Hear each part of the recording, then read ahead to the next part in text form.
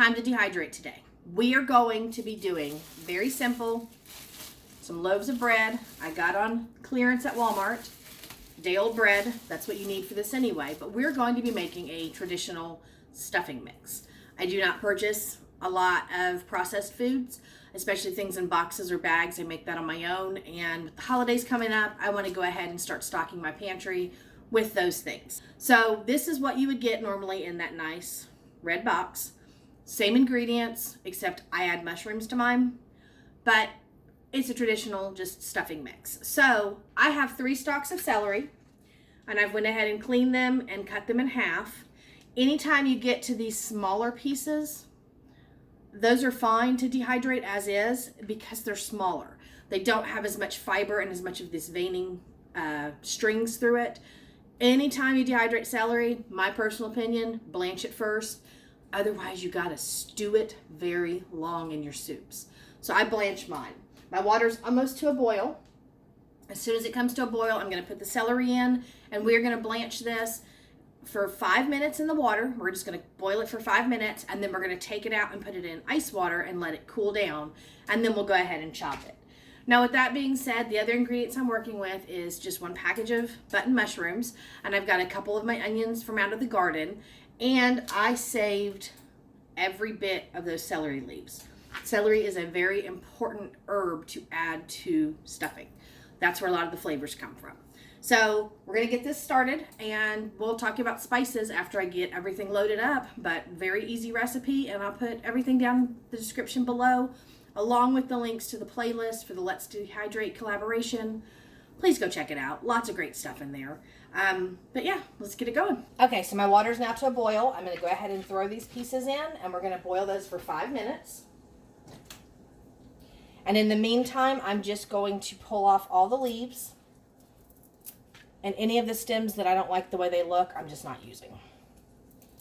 But I want to make sure everything is separated because I need to cut these pieces down smaller. Now again, that was just 3 stalks of celery. It's up to you. I like a lot of celery in mine, but it's up to you how much you want to use. I prefer the 3 stalks, especially since they're larger. Okay, I went ahead and got my ice bath ready. Now with these smaller stems, I'm just going to cut them into small pieces. Just bite-sized pieces. That's actually 2 there, but bite-sized pieces. I'm just going to rough chop those down. I leave all of the leaves completely whole because I want to basically rub those and use them as a spice. So I leave those whole. And what I'm going to do now is I'm going to go ahead and load this up on my tray. Okay, if you do not have a mesh screen, small screen like this for smaller items, go ahead and use parchment paper. That works really well. But I'm just going to sprinkle these down onto this and make sure they're spread out as much as possible. Now, I warm my dehydrator up before I begin to use it because I think it just works better that way. And so what I have my temperature set at right now is 135 because we're doing thicker vegetables and we're adding the breadcrumbs. I'm just going to do it at 135, and it works really well for me that way. You can go down to 125, but I would recommend staying between 125 and 135 for dehydrating. Now this tray is ready to go in, and my celery is almost ready to come out. So let's get this all switched around. Okay, so I got this tray completely filled, and what I actually did was I kind of mixed the celery into the spaces between the onion just to utilize space because I still need to put the bread in, and so I want to make sure that I fill my trays as much as possible. Okay, I just want to add a quick tip into here. Because of the way that my dehydrator works, anything that I put on top, if it gets too small and falls through my holes, it goes down to the next tray, down to the next tray, down to the next. So what I suggest doing whenever you're dehydrating, if you have a lot of open spaces, this stuff is going to shrink down really small. Make sure your coated piece is on the very bottom, whether it's a mesh piece like this or a piece of parchment paper. Put that on the bottom. Even though you have catch trays in the bottom sometimes, you'll still have everything fall through, and it just makes it so much easier to grab it all off the bottom tray. Your hands on some bread like this and you're not sure what to do, making stuffing is a great alternative. Also breadcrumbs, I'll put a link for that because I make a lot of my own breadcrumbs. But we're basically going to now slice this into thin slices that will make cubes for our bread. So that's about 1 inch. That's what I'm looking at. If you want to use a bread knife, you can. But I can tell you now, once you squish your bread down, you can just pop it back out. Pop. It works just as fine. So I'm going to go ahead and cut the rest of the bread, but I want to show you what I do at this point. I go ahead and I cube it. Each slice usually gives me about 4 good sized pieces. And then I will cube those, removing my ends first, but then I will cut those down into another 4 slices. And I think that's a nice size for stuffing or bread mix. If you want to go smaller, you're more than welcome to. But when you start cutting down bread, you just want to get through with it. It does take a lot of time.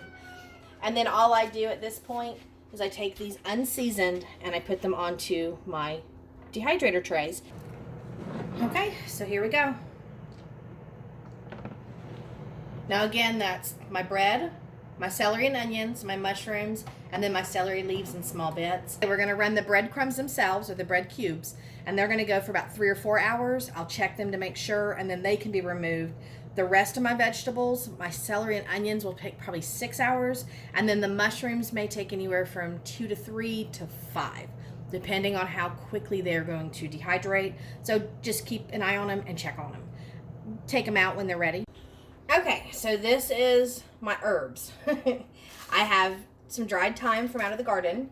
I have some dried chives. I also have some oregano, black pepper, parsley, rosemary, sage, and kosher salt.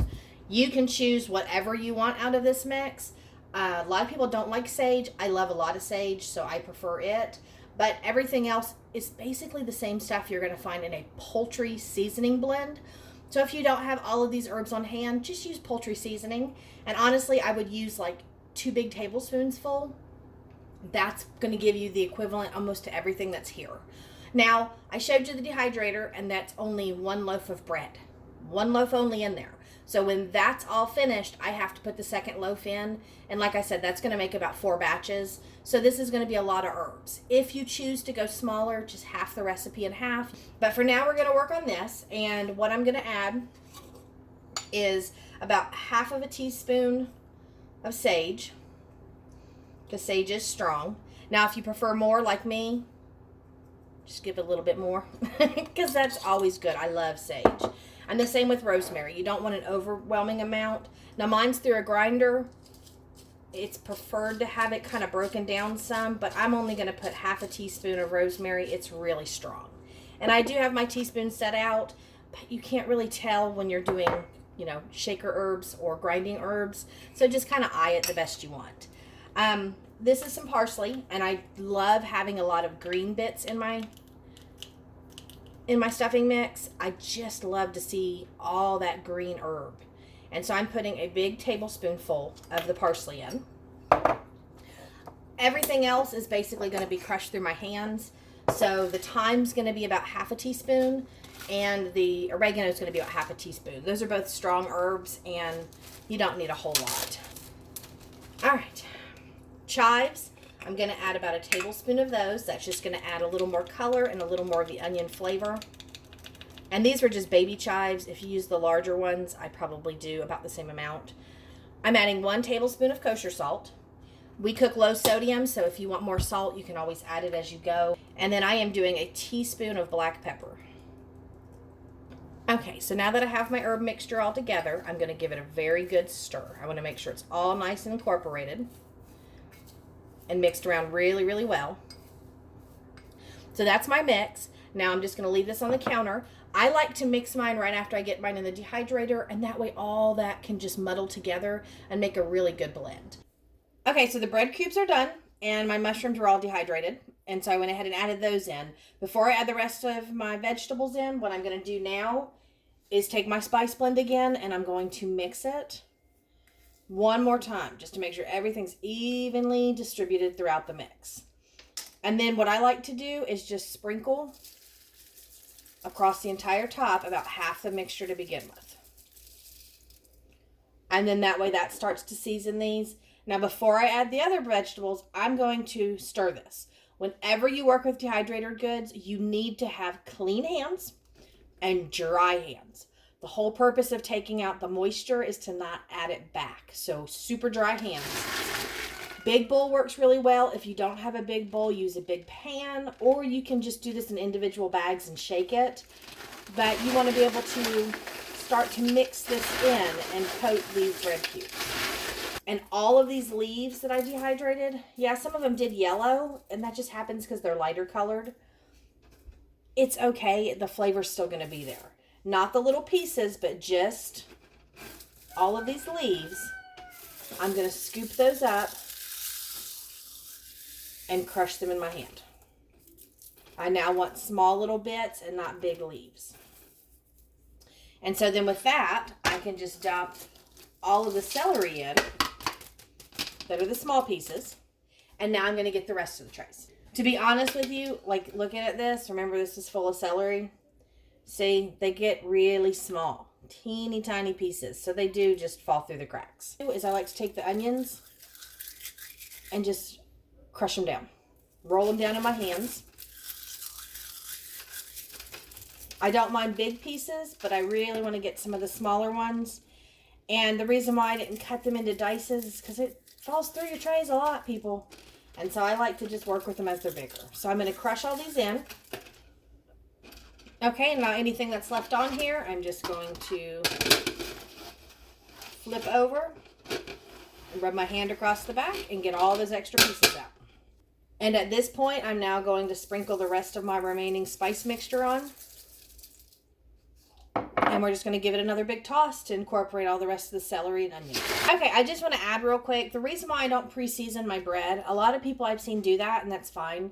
But I already dry a lot of my herbs on my own, and if I put the dried herbs onto the bread and then dry it even longer, loses a lot of its flavor. So I prefer to mix it afterwards.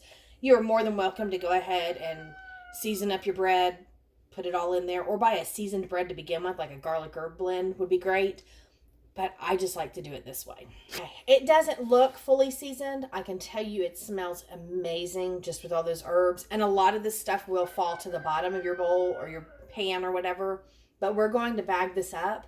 And I'm going to show you how to do that and how to get those seasonings back into your bags and ready for storage. Okay, you can use regular closed Ziploc sealed bags, zip top bags. I buy these twist tie bags that come with the little white twist ties.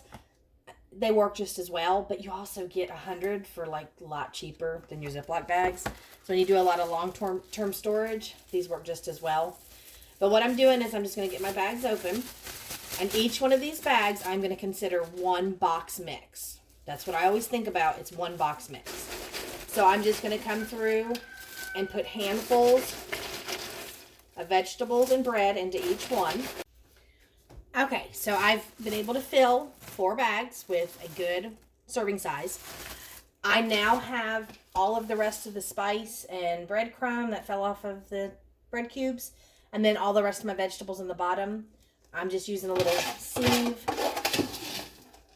and I'm going to try to even out enough into each one just to spread the rest of that mixture in.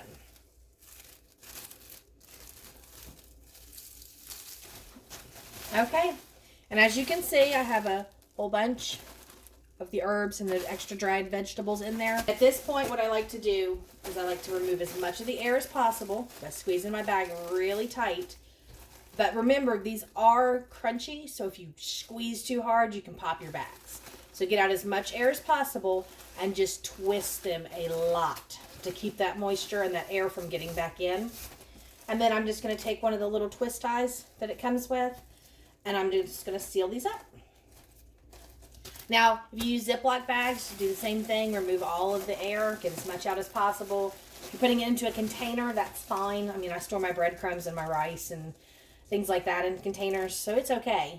But be careful not to break up your breadcrumbs or your bread cubes too much, because you don't want a whole lot of breadcrumbs.